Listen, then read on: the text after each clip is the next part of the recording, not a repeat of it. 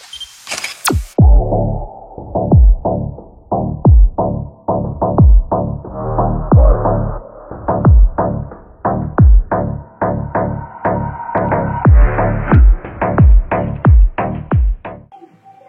sobat-sobat guru dimanapun berada, jumpa lagi dalam video ini. Video bagaimana kita menganalisis capaian pembelajaran, kemudian merumuskannya dalam bentuk tujuan pembelajaran, alur tujuan pembelajaran, dan indikator tujuan pembelajaran. Baiklah teman-teman, sebelum kita melakukan analisis capaian pembelajaran, membuat tujuan pembelajaran, dan seterusnya, perlu kita ketahui terlebih dahulu tentang capaian pembelajaran. Nah, untuk capaian pembelajaran ini kita menggunakan keputusan Kepala Badan Standar Kurikulum dan Asesmen Pendidikan yang terbaru ya, keluaran tahun 2025, kurang lebih tepatnya pada bulan Juli tahun 2025. Nah, jika teman-teman saat ini masih menggunakan capaian pembelajaran yang keluaran tahun 2024, maka harap segera bisa diubah sesuai dengan capaian pembelajaran terbaru keluaran tahun 2025. Selanjutnya, dari capaian pembelajaran yang berada dalam surat keputusan ini, teman-teman bisa mengambilnya, mengkopinya sesuai dengan fase masing-masing di kelas, tingkatan kelasnya masing-masing, lalu merumuskan tujuan pembelajarannya. Jadi tugas kita guru adalah merumuskan tujuan pembelajaran dari capaian pembelajaran yang dikeluarkan oleh pemerintah. Gitu ya teman-teman ya. Kemudian bagaimana untuk merumuskan tujuan pembelajarannya? Kita melihat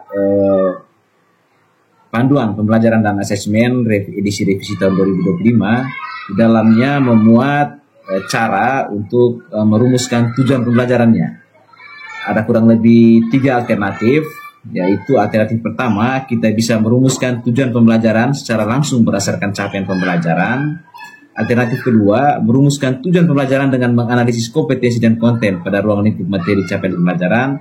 Lalu alternatif ketiga, kita merumuskan tujuan pembelajaran lintas elemen capaian pembelajaran. Setelah tujuan pembelajaran kita rumuskan, langkah selanjutnya adalah kita membuat alur tujuan pembelajaran. Untuk alur ini juga termuat dalam panduan ini. Caranya kita bisa menggunakan cara pengurutan dari konkret ke yang abstrak, kemudian pengurutan deduktif, lalu pengurutan dari mudah ke yang lebih sulit, pengurutan hierarki, pengurutan prosedural, dan scaffolding. Nah, ini kurang lebih 5 cara yang bisa kita gunakan untuk menyusun alur tujuan pembelajaran. Perlu juga kita ketahui bahwa alur tujuan pembelajaran ini bukan merupakan rincian dari tujuan pembelajaran, tapi hanya sebagai pengurutan, ya, pengurutan dari tujuan pembelajaran yang sudah ada.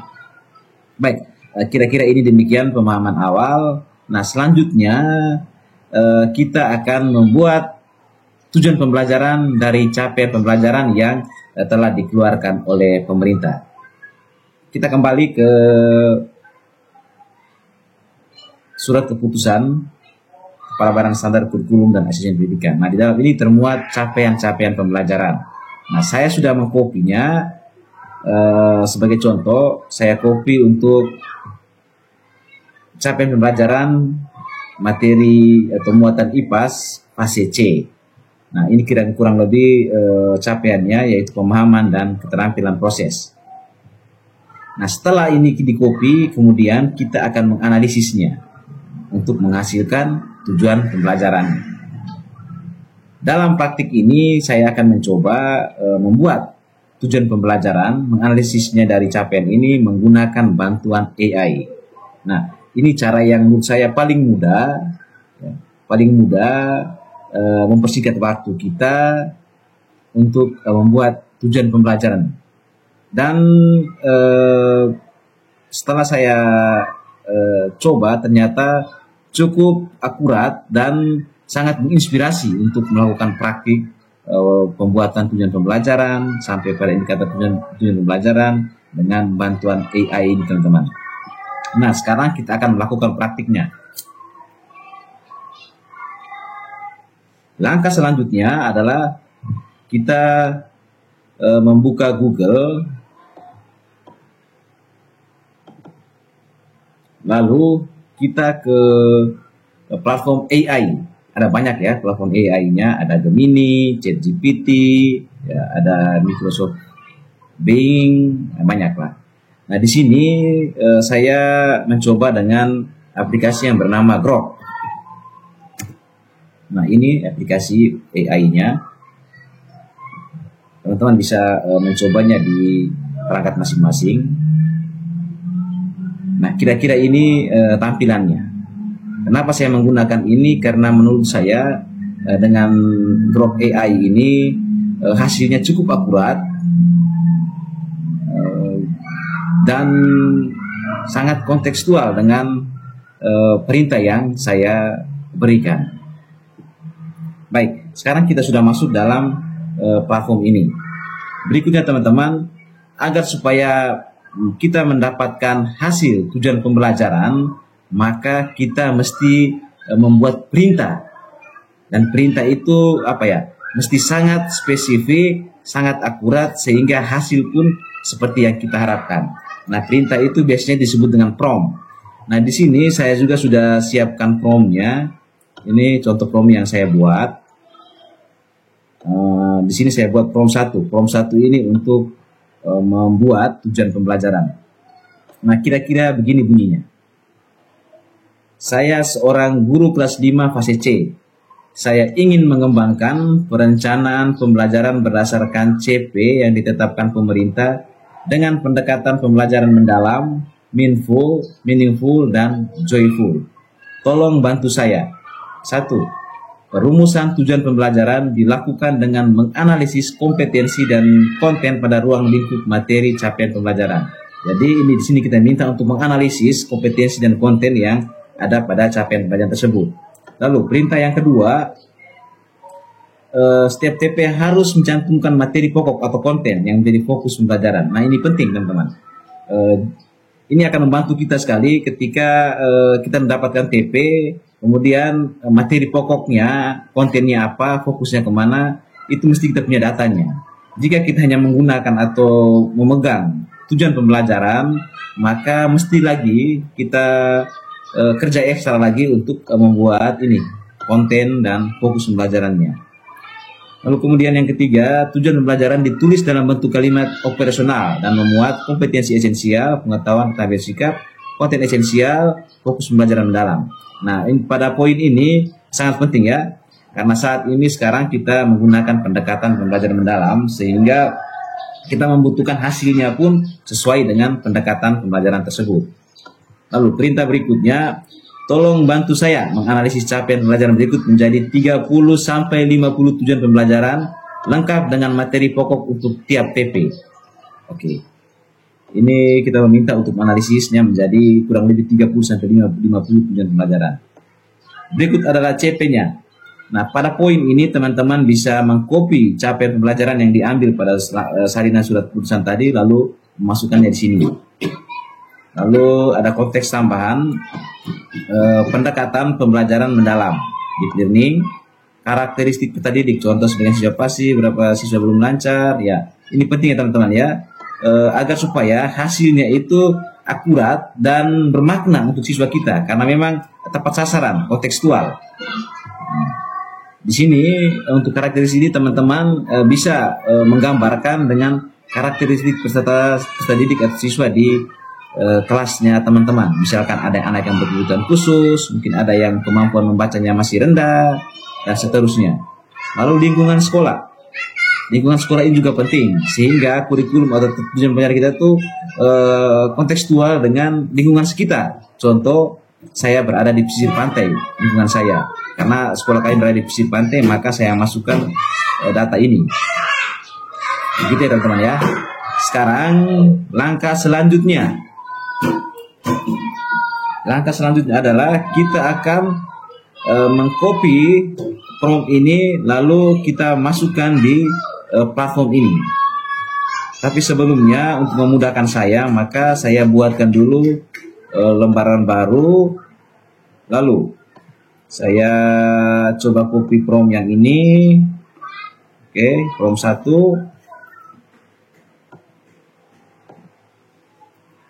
Baik. Di sini saya akan memasukkan CP-nya, teman-teman. Kita kembali ke CP yang sudah di-copy tadi. Ya, kita cukup ambil yang di pemahaman saja kalau di IPAS. Kalau di muatan yang lintas elemen, maka bisa di-copy seluruhnya. Misalkan matematika ada elemen aljabar, geometri, pengukuran, dan seterusnya. Sedangkan untuk IPAS, dia cukup cuma satu elemen saja. Sehingga kita cuma ambil yang pemahaman. Kalau keterampilan proses, nanti dia akan terintegrasi langsung dalam proses pembelajaran. Oke, setelah ini di-copy. Nah, di sini saya akan masukkan capaiannya. Oke, jadi seperti ini. Baik. Nah, ini kira-kira bunyi perintahnya. Oke, baik teman-teman. Langkah selanjutnya adalah kita mengcopy, kita blok seluruh prompt ini, perintah ini, lalu kita copy, kemudian kita kembali ke aplikasi Grok,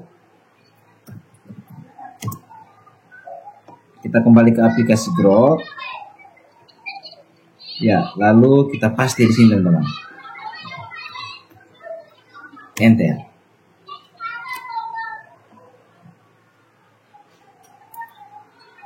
Baik, ini sedang berproses. Kita akan lihat hasilnya. Ya, ini teman-teman hasilnya ya. Pendahuluan perencanaan pembelajaran ini dirancang untuk siswa kelas 5 fase C dengan pendekatan pembelajaran mendalam, meaningful, dan joyful.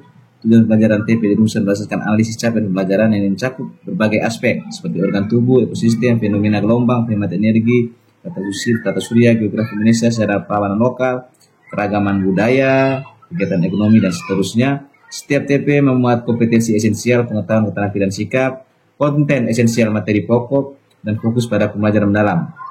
Perencanaan ini mempertimbangkan karakteristik peserta didik, sebagian pasif, belum lancar membaca, kemampuan menghitung dasar, dan konteks lingkungan sekolah di pesisir pantai. Nah, kira-kira ini yang tadi dimasukkan perintah kita agar lebih spesifik. Berikutnya kita akan melihat tujuan pembelajarannya. 1.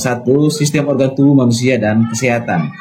TP1, siswa dapat menjelaskan fungsi utama sistem peredaran darah manusia dengan membuat diagram sederhana menunjukkan sikap peduli terhadap kesehatan jantung melalui kegiatan olahraga ringan di pantai. Kemudian materi pokok sistem peredaran darah jantung dan pembuluh darah, deep learning, meaningful, refleksi pentingnya kesehatan jantung, meaningful, kaitan dengan aktivitas di fisik pantai, joyful, olahraga ringan dengan kegiatan yang menyenangkan. TP2, TP3, dan seterusnya. Ini sudah cukup lengkap ya teman-teman ya. Ada tujuan pembelajaran, ada materi pokoknya, terus ada kegiatan deep learningnya. Ini sudah masuk nih untuk tujuan pembelajarannya.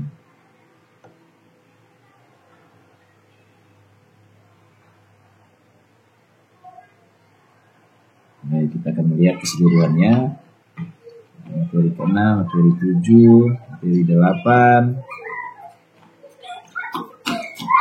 Baik, ini kurang lebih ada 30 TP dari 8 materi.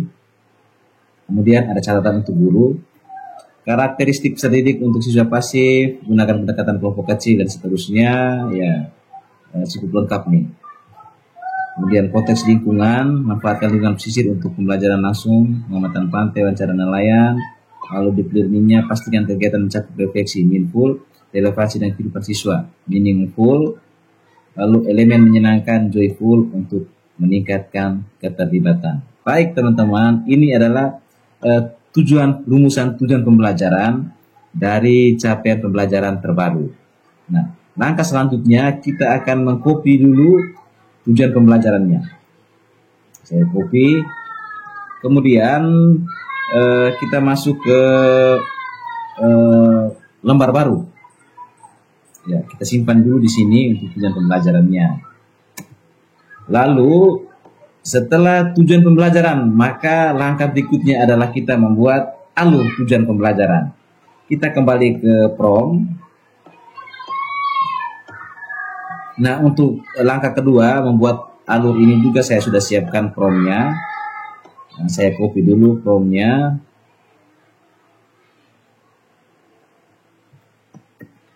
Lalu kita kembali ke aplikasi Grok tadi. Nah, untuk ini kita tutup dulu, bisa teman-teman bisa klik di sini, di tanda X di sebelah atas. Itu teman-teman tidak perlu takut kehilangannya karena data itu masih tersimpan, ini datanya masih tersimpan di sini. Kemudian kita masukkan dalam kolom perintah, lalu enter. Baik, ini sedang berproses untuk tujuan pembelajarannya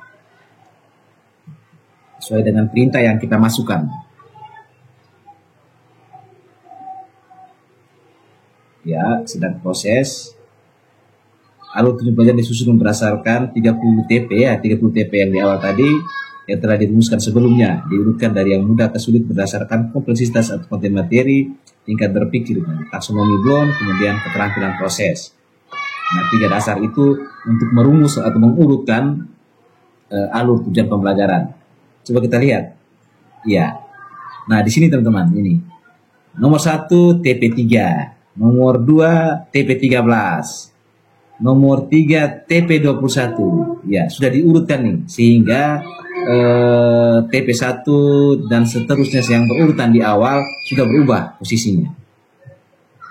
Baik, sudah diurutkan. Kita lihat, coba lihat sampai akhir.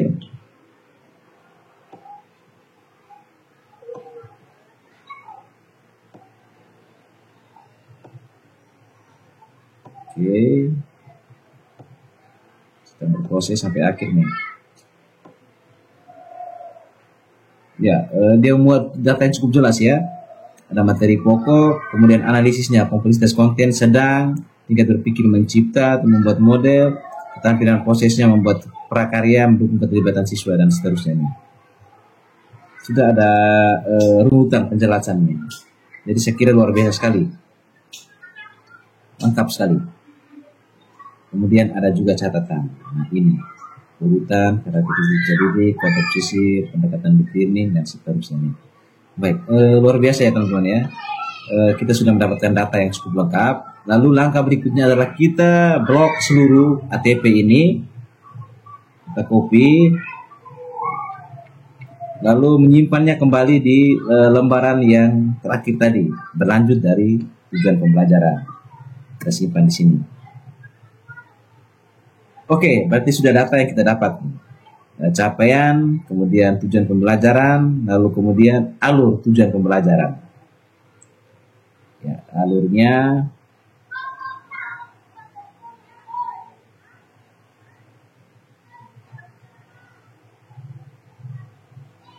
Baik, ini alur tujuan pembelajaran atau ATP-nya.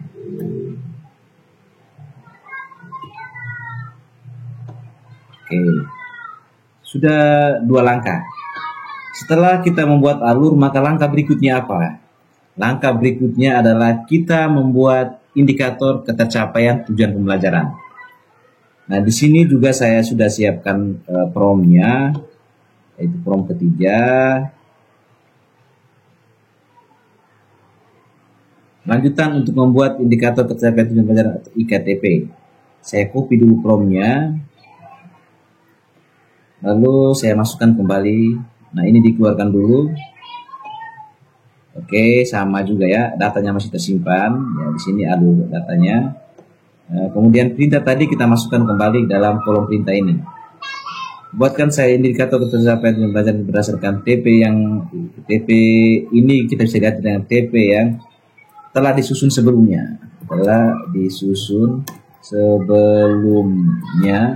Yang spesifik dan terukur mencakup keterampilan, pengetahuan, dan sikap yang dilihat pada didik sebagai alat ukur untuk guru menilai perkembangan dan pencapaian peserta didik. Baik, ini kira-kira bunyi perintah untuk IKTP. Selanjutnya kita coba enter. Oke, sedang berproses.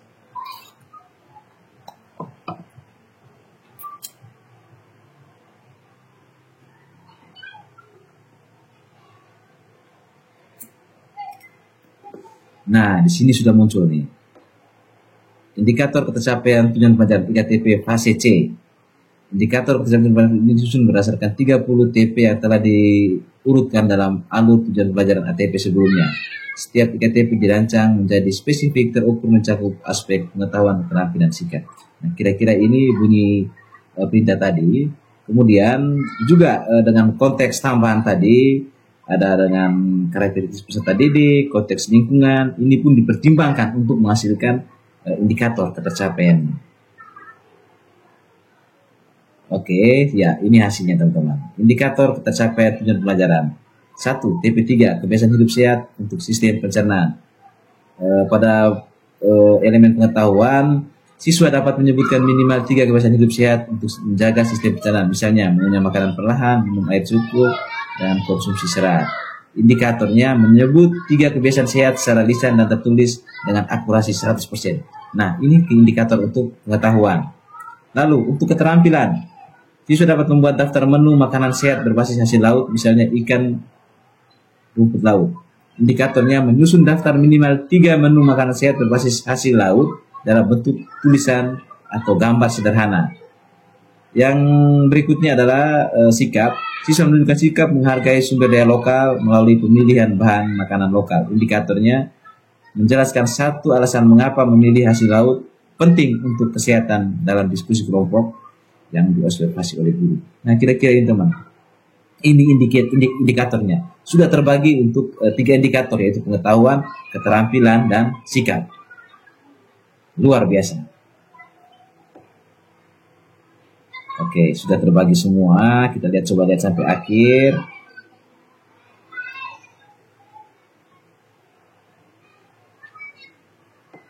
Ya, ini satu dengan catatan ya. Langkah selanjutnya kita blok seluruh bagian ini,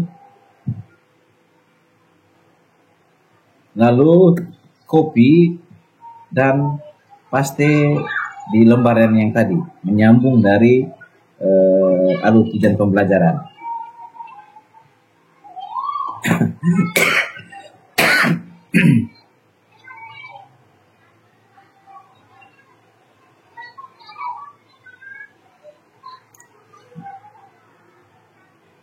Baik, indikator ketercapaian tujuan pembelajaran fase C. Oke, luar biasa. Kita sudah dapat poin yang ketiga, yaitu indikator ketercapaiannya, IKTP. Nah, selanjutnya dari IKTP ini kemudian turunannya adalah rencana pelaksanaan pembelajaran di kelas, perangkat perencanaannya. Nah, sebelum sampai ke RPP, untuk memudahkan kita membuat RPP, menurut saya itu mesti dibagi terlebih dahulu dalam program pembelajaran, agar supaya RPP dibuat berdasarkan pembagian program tersebut. Contoh, misalkan TP1 ya, TP3 mendapat alokasi waktu selama 3 hari dalam pembagian. Nah, pada saat itu kita akan menyusun program pembelajaran ya kurang lebih sesuai dengan itu, alokasi atau pembagian waktu tersebut. Oleh karena itu, maka penting untuk dibuat terlebih dahulu pembagian program pembelajarannya.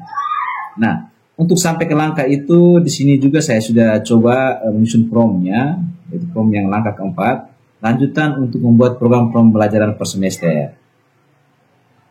Oke. Di sini saya coba copy terlebih dahulu promnya, lalu kita masukkan kembali. Nah, ini dikeluarkan dulu. Baik, masih berlanjut ya teman-teman ya, tidak hilang juga datanya, masih ada. Kemudian kita masukkan kembali dalam kolom perintah ini. Oke ya, mata pelajarannya saya ganti sesuai dengan mata pelajaran sebelumnya. Buatkan saya program pembelajaran semester untuk pelajaran tahun 2025-2026 dengan menghasilkan TP dan IKTP. Oke, saya tambahkan yang telah disusun sebelumnya.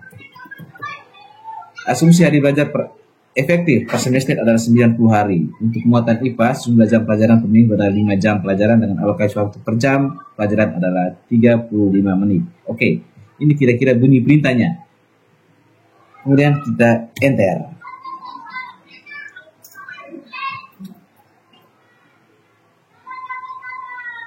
Ya, sedang berproses.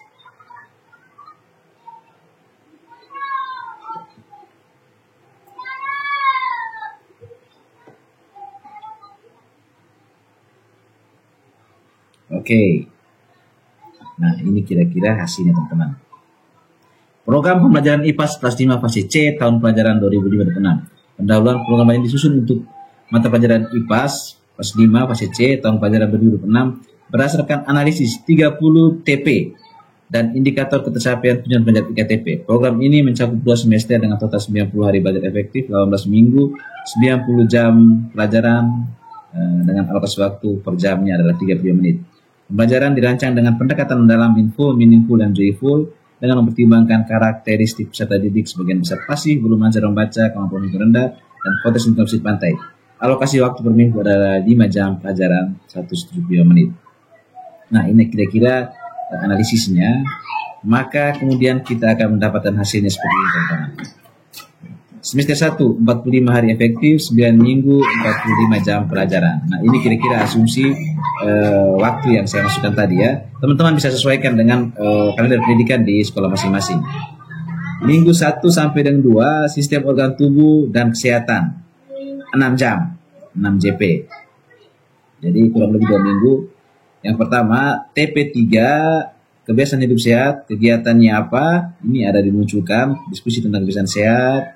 Lalu indikator ketercapaiannya, siswa dapat menyebutkan 3 kebiasaan sehat, menyusun daftar menu, mengungkapkan alasan memilih yang selalu. Ini kurang lebih 2 jam untuk TP3. Lalu kemudian untuk TP1, pertemuannya memakan waktu 2 jam. Kemudian TP2, 2 jam. Sehingga totalnya adalah 6 jam untuk minggu pertama dan minggu kedua. Berlanjut lagi ke minggu ketiga dan keempat, penghematan energi 5 jam. Ya, sudah terbagi teman-teman sini. Ada TP13 2 jam, TP14 3 jam. Oke. Totalnya adalah 5 jam. Sudah terbagi dengan baik. Ya, tinggal kita menyesuaikan saja dengan jadwal dan alokasi waktu kita di sekolah masing-masing. Tapi saya kira ini sudah cukup bagus. Karena kita sudah mendapatkan programnya, selanjutnya akan memudahkan kita untuk menyusun RPP sesuai dengan pembagian data ini, teman-teman. Oke, langkah selanjutnya kita copy dulu program pelajaran IPAS untuk fase C sampai dengan akhir. Oke, kita copy, kita masukkan kembali ke dalam data Word tadi.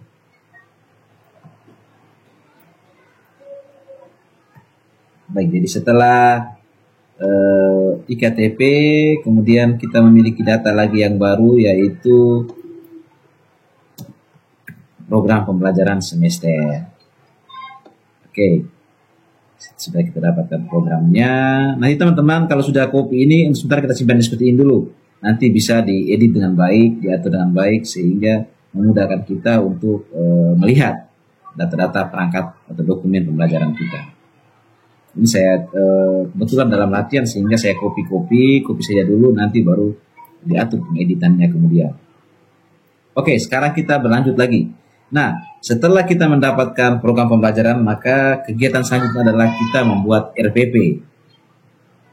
RPP-nya itu teman-teman bisa menyusunnya setiap hari sesuai dengan pembagian tersebut, atau memudahkan, maka menggunakan platform AI ini kita bisa menyusunnya dalam waktu 1 semester sesuai dengan program ini, teman-teman. Sesuai dengan data semua ini. Kita sudah punya data semua nih.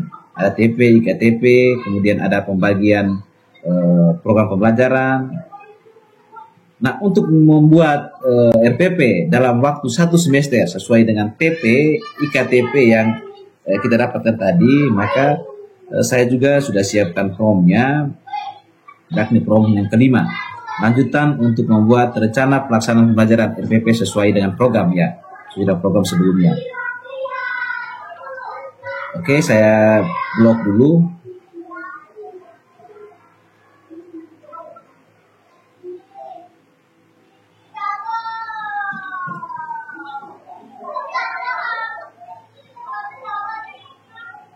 Oke, sampai di sini.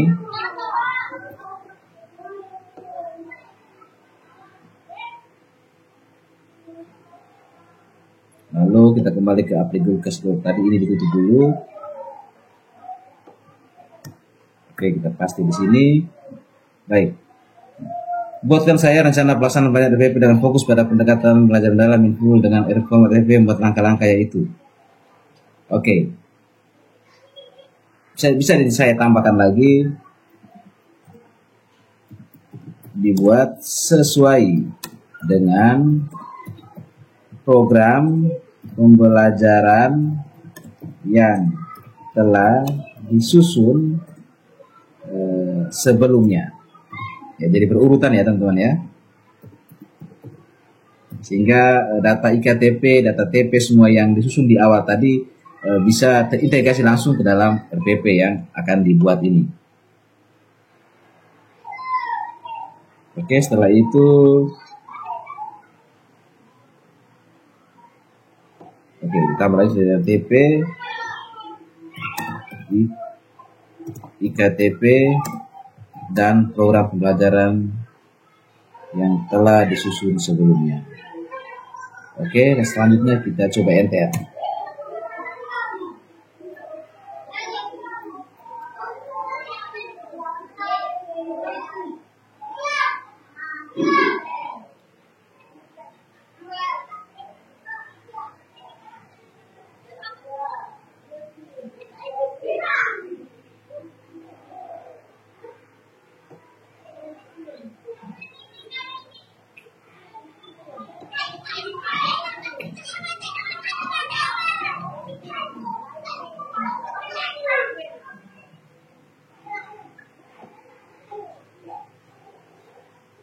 Oke, ini prosesnya teman-teman.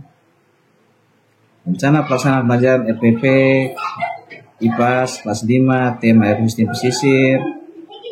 Tujuan pembelajaran, siswa dapat meneliti komponen biotik dan biotik pesisir melalui pengamatan langsung di pantai, menjaga sikap peduli.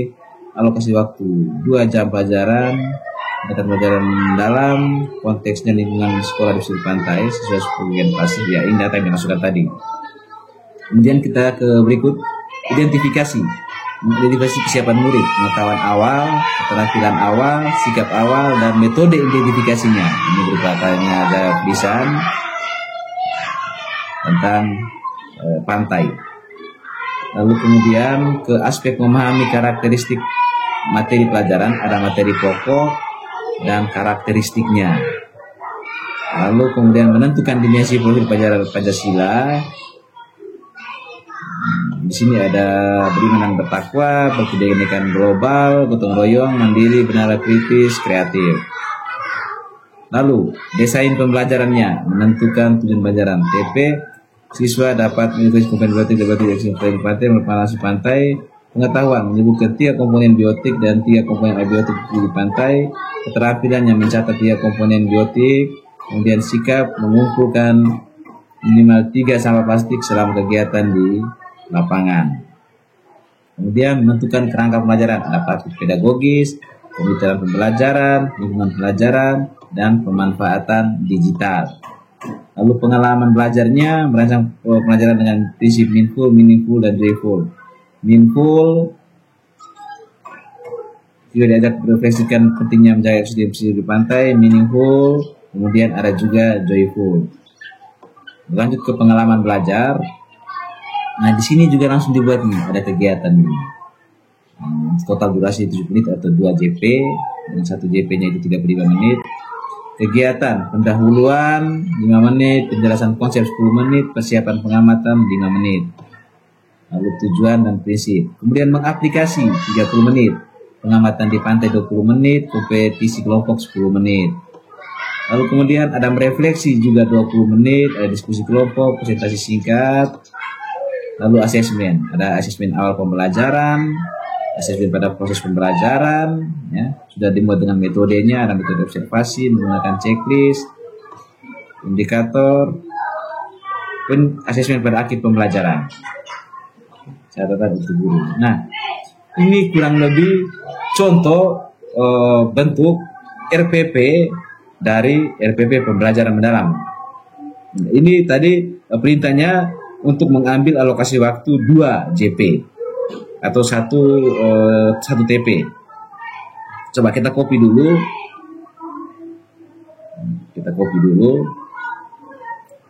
Lalu kita masuk ke, ya bisa dimasuk ke lembaran yang baru lagi untuk format RPP-nya. RPP pembelajaran mendalam. Contoh RPP mendalam fase C kelas 5. Baik, ini judulnya.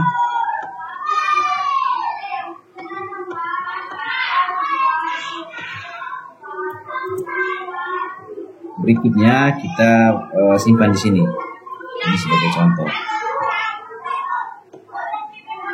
Oke, ini contoh RPP teman-teman ya. Nah, ini satu RPP. Sekarang kita coba akan membuat untuk satu semester. Oke, kita kembali ke AI ini, kita tutup dulu. Kita coba ambil kembali prom yang tadi, RPP. Buat misalnya RPP dan fokus pendekatan pembelajaran mendalam info dan RPP. Oke. Kita copy lagi. Kemudian paste di sini. Kita coba ubah perintahnya. Buatkan saya RPP selama RPP untuk satu semester dengan fokus pada pendekatan pembelajaran mendalam, meaningful, dan RPP umur langkah-langkah itu. Oke, buatkan saya rencana pelaksanaan pembelajaran RPP untuk satu semester sesuai dengan program pembelajaran yang disusun sebelumnya dengan fokus pada pendekatan pembelajaran dalam dengan format RPP nomor langkah-langkah yaitu titik-titik A identifikasi, B desain dan seterusnya, lalu kemudian asesmen. Nah, ini kira-kira perintahnya. Kita akan meminta untuk membuat dalam satu semester. Coba kita enter.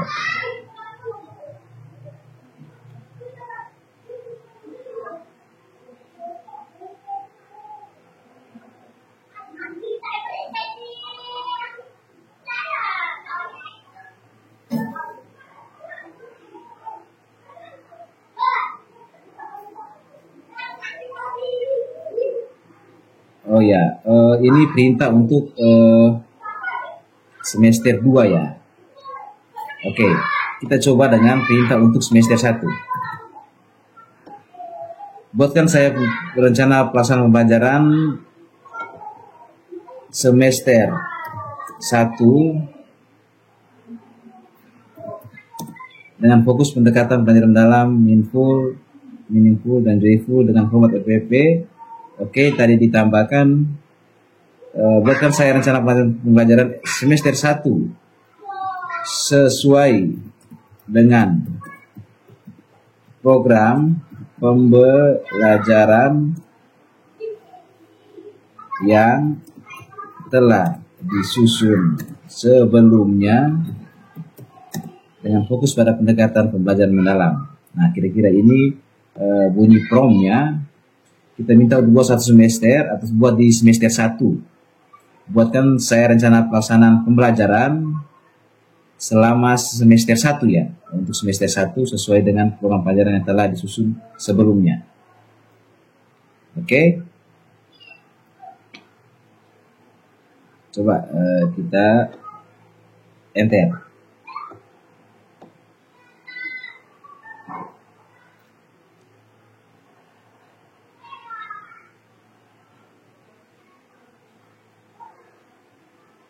Oke, baik. Ini untuk 13 TP di semester 1. Baik. Kita akan mendapatkan RPP untuk semester 1.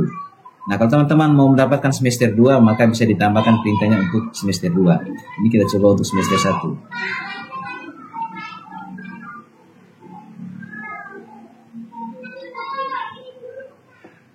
Oke. RPP semester 1, minggu pertama dan kedua, sistem organ tubuh dan kesehatan, 6 jam. Ada identifikasi, karakteristik materi, dimensi pelajaran Pancasila, desain pembelajaran, Jadi di minggu pertama dan kedua itu pembelajarannya sesuai dengan program adalah TP3, TP1 dan TP2. Lalu kemudian kerangka pembelajarannya, praktik pedagogis, kebutuhan pembelajaran, lingkungan pembelajaran, pemanfaatan digital, lalu kemudian pengalaman belajar, ya meaningful-nya kita buat apa, meaningful-nya buat apa, dan juga dengan joyful. Berikut adalah pembagian kegiatannya. Kegiatannya selama 6 jam, TP3 2 jam, memahami, mengaplikasi, merefleksi. TP1 2 jam, memahami, mengaplikasi, merefleksi. TP2 2 jam, memahami, mengaplikasi, dan merefleksi. Asesmen awal, proses, dan akhir. Kemudian ada minggu ketiga sampai dengan keempat. Ya.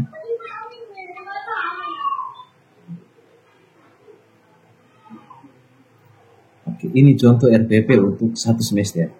Dengan mudahnya kita bisa membuat RPP untuk 1 semester seperti program pembelajaran yang telah disusun sebelumnya. Gitu, teman.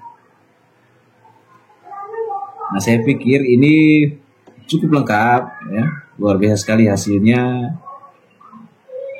sangat memudahkan, sangat membantu kita untuk membuat perangkat pembelajaran kita. Selanjutnya RPP ini bisa di-copy, lalu kita menyimpannya di lembar RPP. Ya, ini contoh RPP, kita berlanjut di sini. RPP semester 1 IPAS, lalu kita simpan. Baik. Ini kurang lebih datanya, teman-teman, ya. Nah, ini sudah sampai pada RPP. Nah, jika teman-teman membutuhkan data tambahan, misalkan seperti apa, di asesmennya ada rubrik atau kegiatan lainnya, bisa teman-teman gunakan platform-platform di AI, bisa digunakan untuk membantu teman-teman dalam merancang pembelajarannya. Tapi perlu diingat bahwa platform AI ini belum tentu sangat akurat, sehingga mesti dibutuhkan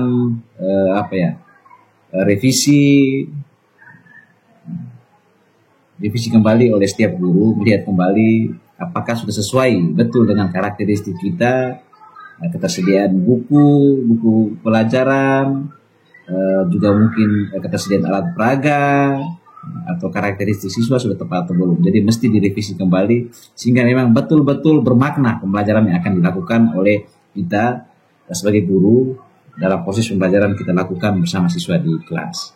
Kira-kira demikian, teman-teman. Ini adalah contoh hasil merumuskan capaian pembelajaran. Ini capaian pembelajaran. Kemudian membuat tujuan pembelajaran,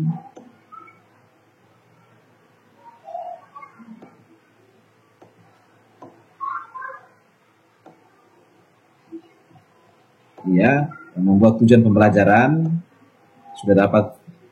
Setelah tujuan, kemudian ada alur tujuan pembelajaran, lalu berikut setelah alur kita mendapatkan indikator ketercapaian,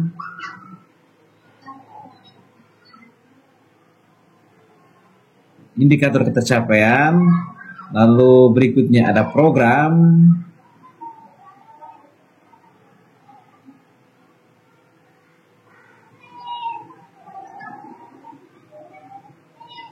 ada program pembelajaran selama 1 semester. Kalau mau dibuat dalam 1 tahun juga bisa, teman-teman bisa ubah perintahnya. Lalu yang terakhirnya adalah RPP. Nah, ini RPP-nya sesuai dengan program yang telah disusun tadi. Baik, kira-kira demikian. Hanya dalam waktu kurang lebih 30-an menit, ya, atau 1 jam, kita sudah menghasilkan dokumen perangkat yang selama ini kita keluhkan bahwa susah sekali untuk kita membuatnya. Pada umumnya kita download dari hasil yang dibuat oleh rekan-rekan guru kita lain yang dimasukkan dalam internet, kita mengambil, kita mengadopsinya tanpa perlu kita revisi. Salah satu keuntungan dari AI ini, kita bisa memasukkan sesuai dengan karakteristik kita, sehingga memang betul-betul hasilnya itu sesuai dengan konteks karakteristik peserta didik, sekolah, dan keadaan di sekolah kita masing-masing. Oke, kira-kira itu saja, dan saya berharap selanjutnya teman-teman mencoba melakukan praktik langsung agar supaya memudahkan teman-teman dalam menyiapkan dokumen-dokumen perangkat pembelajaran. Baik, itu saja. Semoga bermanfaat.